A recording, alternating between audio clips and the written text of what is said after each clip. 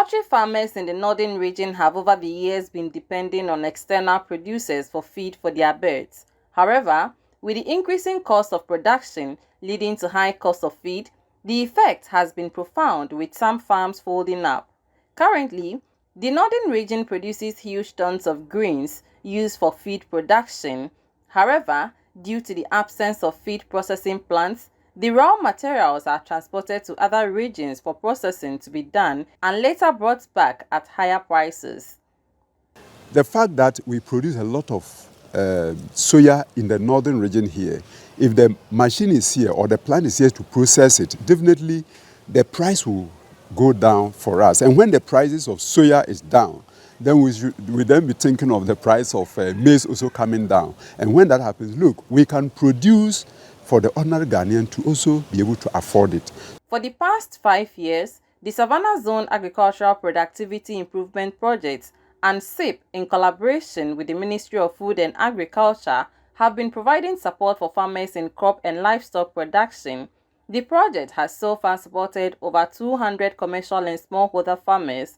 In order to build on its successes, the SAPIP-CIP project has secured a grant of $28 million from the African Development Bank to replicate and upscale the SAPIP-CIP intervention under a new project. Here is the project coordinator, Felix Dramani, speaking on the Savannah Agricultural Value Chain Development Project. They are very much related projects.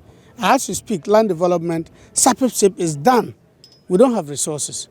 But this project is adding some more resources for more land development to be done. And that's why we said it is 8,000 hectares that is to be developed. 2,000 for rice, 3,000 for maize, and 3,000 for soya. 8,000 is just a drop in an ocean, but that is what is currently available. So we have to start with this. The successes will tell its own story, and further investment will come. As part of the project, a soya bean processing plant will be constructed in the northern region to serve poultry farmers. If you realize that soya is greatly produced here, why do you have to take it down there for them to process and bring it back for you to produce your poultry? So why don't we establish it here so that at least the raw material is very close. They can mop up, process, and support the poultry producers. Completing that plan. The soya plant, I think I should give in 2 years. I say 2 years because you have to get all the specifications. We have to identify a private sector person. This government has no business manning it. So the idea is to advertise, get the private sector interested. We get the specifications, we order it. We have to advertise, and you know, with the projects, everything has to be competitive.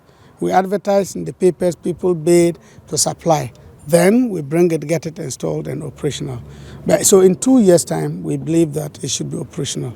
And we've started working with our Agric Engineering Services Directorate, where they've given some specifications. But these specifications are just from the technical people. We need to engage the private sector who are interested in managing it to see whether the specs actually meet what their dreams are. A chief agricultural policy economist with the African Development Bank, Philip Wahin, says the bank is committed to ensuring food security in Africa. It's an apology to import food in excess of $50 billion annually when we have potential to grow our own food to eat.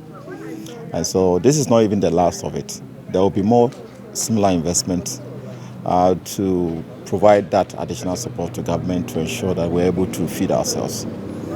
Our view is that Ghanaians should feed Ghanaians. Africans should feed Africans. And that is our commitment and objective.